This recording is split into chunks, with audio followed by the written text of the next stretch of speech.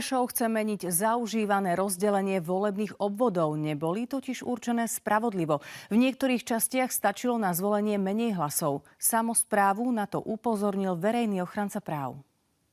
Prešov mal doteraz 7 volebných obvodov. V posledných komunálnych voľbách v centre mesta stačilo na zvolenie 617 hlasov. Naopak tu na sídlisku 3 nestačilo ani o 300 hlasov viac. Každý poslanec má inú silu toho svojho mandátu, čo je z pohľadu aj Benátskeho dohovoru, aj v podstate zákonov veľmi neakceptovateľné. Výhrady ombudsmana sú úplne opodstatnené a pochopiteľné. Jedným zo základných princípov volebného práva je rovnosť. Mesto to chce zmeniť. Bude na poslancoch, ako sa k tomu postavia. Pre viacerých môže byť náročnejšie vo voľbách uspieť. Ja osobne si myslím, že je dôvod meniť.